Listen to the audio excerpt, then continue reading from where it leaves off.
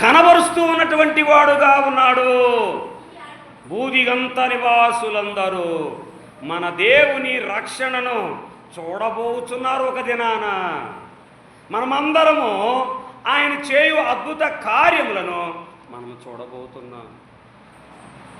మరి ఎట్టి స్థితిలో మనమున్నామో ఈ రాత్రికాల సమయంలో ఒకసారి జ్ఞాపకం చేసుకుందాం. నా ప్రియ దేవుని బిడ్డలారా,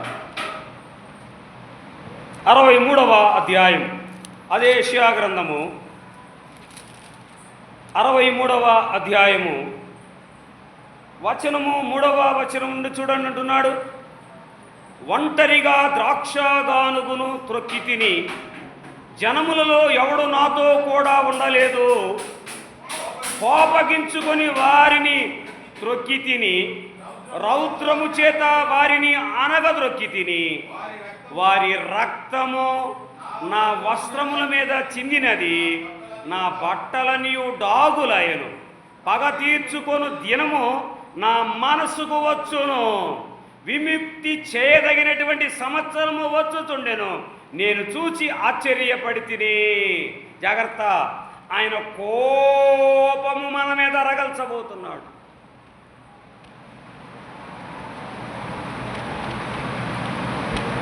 ఆయన కోపమును తట్టుకొనుటకు మనము శక్తి కలిగినటువంటి వారమేనా?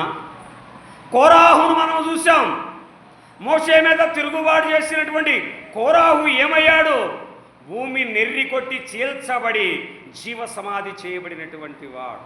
ఆయన చూస్తున్నాడు, ఆయన పరిశీలిస్తున్నాడు.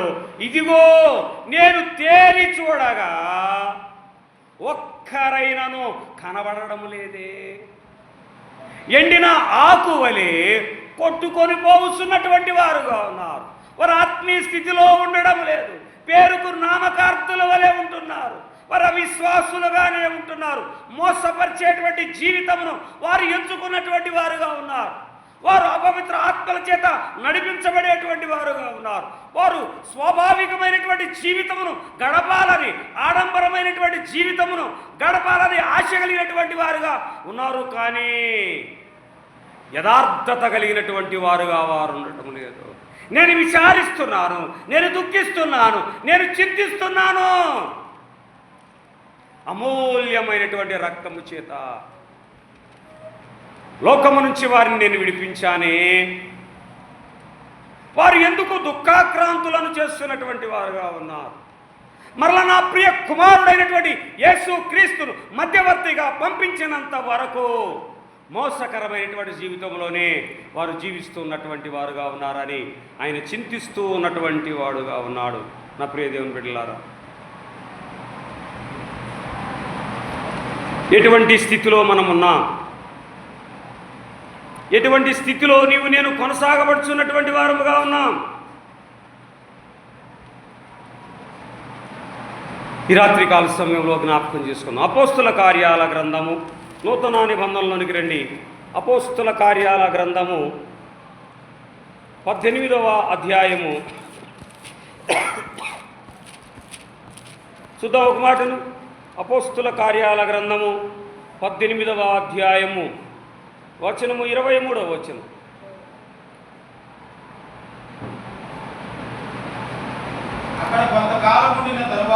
అక్కడ కొంతకాలం ఉండిన తరువాత బయలుదేరి వరుసగా గలతీయ ప్రాంతమునందును కృంగియుందునందున సంచరించుచు శిష్యులందరినీ స్థిరపరిచెను. అపోస్తలుడైనటువంటి పౌలు ఒక చోట తన పరిచర్య కొనసాగించలేదు.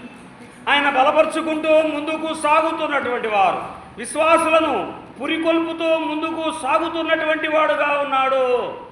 నేటి దినాల్లో ప్రజలు దేనిని కోరుకుంటున్నారంటే అధికారం కోరుకుంటున్నారు, అర్హత కోరుకుంటున్నారు, పేరు ప్రఖ్యాతులు కోరుకుంటకు ఇష్టపడుతున్నారు. ఆ రకమైనటువంటి ప్రేరేపణ కలిగినటువంటి వారుగా ఉంటున్నారు. స్థానిక సంఘముల కొరకే ప్రాకులాడుతున్నారు. కానీ సార్వత్రిక సంఘము కొరకు మనం ప్రాకులాడాలి. మన విశ్వాసం ఆ రీతిగా ఉండాలి. ఎవరైనాను స్థానిక సంఘాల్లో చేర్చబడతారు, కానీ సార్వత్రిక సంఘములో ఆయన రక్తములో కడగబడినటువంటి వారు, పరిశుద్ధులుగా ఉన్నటువంటి వారు మాత్రమే చేర్చబడతారు. ఏ సంఘములో ఉండాలని ఆశ కలిగినటువంటి వాడుగా ఉన్నావు? సార్వత్రిక సంఘములో ఉండాలనా, స్థానిక సంఘములో ఉండాలనా? స్థానిక సంఘములో ఉన్నటువంటి వారందరూ సభ్యులే, కానీ సార్వత్రిక సంఘములో ఎవరు సభ్యులంటే ఆయన పరిశుద్ధ రక్తములో కడగబడి ఆరాధన చేసేటువంటి బిడ్డలు. ఏ సంఘములో నీవు నేను ఉండాలని ఆశ కలిగినటువంటి వారముగా ఉంది. రెప్ప పాటున పోయే ప్రాణముకు మనము ప్రాకులాడుచున్నామే. అధికారము కోసము, బాధ్యతలని, సంఘాల కొరకే మనము ప్రాకులాడుచున్నాం. జీవము కలిగినటువంటి సంఘం ఒకటి ఉన్నదని, అక్కడ శాశ్వతముగా మనం ఉండుటకు ఆయన ముందుగానే వెళ్ళి ఏర్పాటు చేసి అట్టి అర్హతను మనకు అనుగ్రహించాడనేటువంటి ఆ సార్వత్రిక సంఘములో చేర్చబడేటువంటి వారముగా ఉండుటకు మనము ప్రయాసపడాలి. ప్రియదేవుని బిడ్డలారా, 106వ కీర్తనలో అంటున్నాడు కదా, 106వ కీర్తన 23వ చరణంలో అంటున్నాడు. చూడండి ఒక మాట, 106వ కీర్తన 23వ చరణంలో అంటున్నాడు. చూడండి, అప్పుడు ఆయన నేను వారిని నశింపజేసేదను. అయితే ఆయన వారిని నశింప చేయకుండానట్లు ఆయన కోపము చల్లార్చుటకై ఆయన ఏర్పరచుకున్నటువంటి మోషే ఆయన సన్నిధిని నిలిచి అడ్డుపడును. సేవకులు ఎవరు ఇప్పుడు? సేవకులు ఎందుకు ఏర్పాటు చేసుకున్నాడు ఆయన? అడ్డుపడుటకు, హెచ్చరించుటకు, సరిచేయుటకు, దేవుని వైపు వారిని త్రిప్పుటకు. మోషే మధ్యవర్తిగా ఉన్నాడు. ఎవరికి? ఇశ్రాయేలు ప్రజలకి, యెహోవాకి మధ్యవర్తిగా ఉన్నటువంటి మోషే దేవుడు వారి మీద కోపపడి వారిని నశింప చేయాలని ఆలోచన కలిగినప్పుడు, నన్ను ఎందుకు పంపించావు ప్రభువా, నా కొరకైనా వారిని క్షమించయని బ్రతిమలాడుకున్నటువంటి వాడుగా ఉన్నాడు మోషే. మన ప్రభు అయినటువంటి యేసుక్రీస్తు ఆ రీతిగానే మధ్యవర్తిగా మన కొరకు వచ్చాడు. తండ్రికి ఇచ్చినటువంటి మాటను నెరవేర్చడానికి ఆయన ఈ లోకంలోనికి వచ్చినటువంటి వాడుగా ఉన్నాడు. యెషయా గ్రంథము 41వ అధ్యాయము, యెషయా గ్రంథము 41వ అధ్యాయములో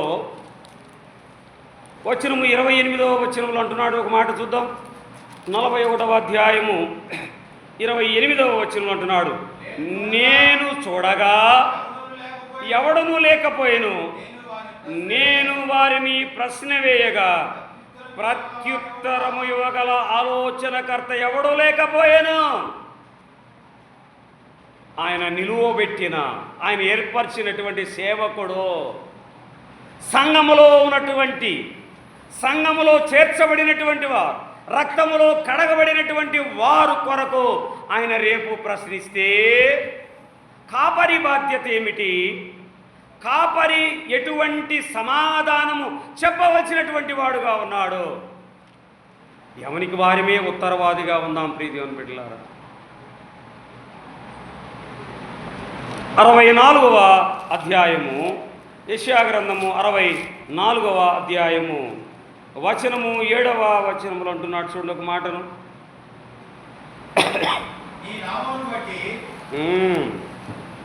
నీ నామమును బట్టి మొరపెట్టువాడొకడును లేకపోయెను, నిన్ను ఆధారము చేసుకొనుటకై తన్ను తాను ప్రోత్సాహపరుచుకునేవాడెవడను లేడు. నీవు మాకు ముఖము చాటు చేర్చుకుంటివి, మా దోషముల బలము చేత నీవు మమ్మును కరిగించి ఉన్నావు. మేము అపరాధులుగా ఉన్నాం.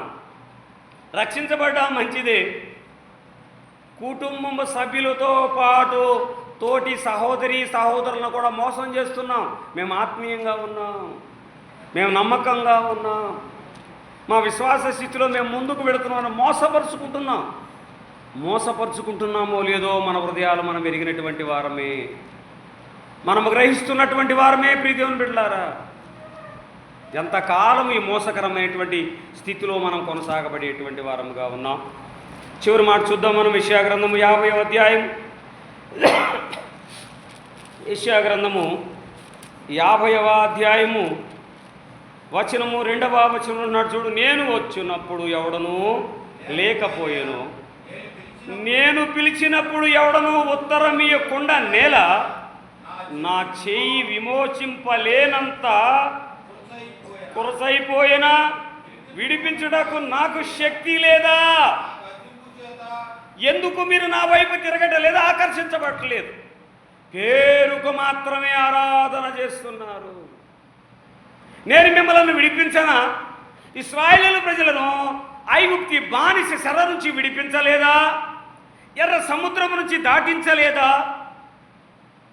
నేను మిమ్మల్ని విడిపిస్తానే. ఇదిగో ఫిలిష్తీయుల నుంచి ఇశ్రాయేలు ప్రజలను నేను సంసోను ద్వారా కాపాడాను కదా. మీరు ఎందుకు నా వైపు తిరగనటువంటి వారుగా ఉన్నారు? అందుకంటున్నాడు చూడండి, నా గద్దింపు చేత సముద్రము ఎండబెట్టుదును, నదులను ఎడారిగా చేయుదును, నీళ్లు లేనందున వాటి చేపలు కంపు కొట్టి దాహము చేత చచ్చిపోవును కదా. చూడండి ప్రియులారా, సృష్టిలో ఉన్నవి ప్రతి ఒక్కటి ఆయన మాటకు లోబడుతున్నవి.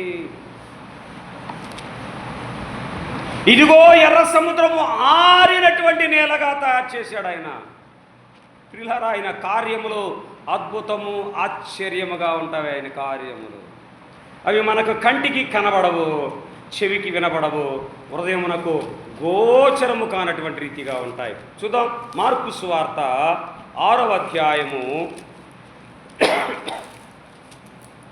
మార్కు సువార్త 6వ అధ్యాయము వచనము కూడా 6వ వచనమే. ఆయన చుట్టుపట్లనున్న గ్రామములు తిరుగుచూ బోధించుచుండెను. చుట్టుపక్కల గ్రామాలకు వెళ్ళి సువార్తను అందించాలి. దేవుని ఎరగనటువంటి వారు చాలామంది ఉన్నారు. ఎరిగినటువంటి వారి యొద్దకు వచ్చే వారు సక్రమముగా దేవుని సన్నిధికి రావటం లేదే. ఎంత కాలయాపన, ఎంత సమయాపన జరుగుతున్నది. ప్రయాసపడి మీ మధ్యకు వస్తూ ఉంటే మందిరమునకు చుట్టూ ఉన్నటువంటి వారు మందిరమునకు రాలేక పోచున్నటువంటి వారుగా ఉన్నారే. ఏ సంఘములో సభ్యత్వము కలిగినటువంటి వారుగా ఉండుటకు ఇష్టపడుతున్నారు నా ప్రియ దేవుని బిడ్డలారా? ఆయన అంటున్నాడు కదా, ఆయన చుట్టూ పట్టనున్నటువంటి గ్రామాలు తిరుగుతూ ఆయన బోధించుచూ ఉన్నటువంటి వాడుగా ఉన్నాడు. సత్యమైనటువంటి సువార్త ఆయన బోధిస్తూ ఉన్నటువంటి వాడుగా ఉన్నాడు. ఆయనను లోబడనటువంటి స్వభావము. ఇర్మియా గ్రంథము 5వ అధ్యాయము 1వ వచనం. ఇర్మియా గ్రంథము 5వ అధ్యాయము 1వ వచనములు అంటున్నాడు చూడండి, యెరూషలేము వీధులలో నడుచుచు నలుదిక్కులు తిరుగుచు చూచి తెలుసుకొనిడి, దాని రాజవీధులలో విచారణ చేయుడి, న్యాయము జరిగించుచు నమ్మకముగా నుండు యత్నించుచున్న ఒకడు మీకు కనబడిన ఎడల నేను దాన్ని క్షమించెదను. నిజముగా యథార్థత కలిగినటువంటి వారముగా, నమ్మకమైనటువంటి వారముగాను, దేవుని యందు భయభక్తులు కలిగినటువంటి వారముగాను, స్థిరమైనటువంటి ఆత్మీయ యాత్రలో కొనసాగబడేటువంటి వారముగా ఉండాలి. అది శ్రేష్టమైనటువంటిది. ఆయన దుఃఖపడుచు ఉన్నటువంటి వాడుగా ఉన్నాడు. మధ్యవర్తిగా ఉండుటకు ఇష్టత కలిగినటువంటి వారుగా ఉండడం లేదే. నేను పంపినటువంటి నా ప్రియ కుమారుడు యందు మీరు భయభక్తులు కలిగినటువంటి వారుగా కాకుండా ఆయన మాటలను పెడత్రోన పెట్టుచూ ఉన్నటువంటి వారుగా ఉన్నాడని ఆయన చింతాక్రాంతుడుగా ఉంటున్నాడు. ప్రియదేవుని బిడ్డలారా, ఈ రాత్రికాల సమయంలో దేవుని సన్నిధిలో చేర్చబడినటువంటి బిడ్డలమైన మనము, మన జీవితాలు, మన ఆలోచన, మన ఉద్దేశాలు, మన తలంపులు సార్వత్రిక సంఘముల కొరక, స్థానిక సంఘముల కొరక ప్రయాసపడుతున్నటువంటి వారముగా ఉన్నామో ఈ రాత్రికాల సమయంలో ఒకసారి జ్ఞాపకం చేసుకొని మన హృదయాలను పరిశీలించుకుందాం.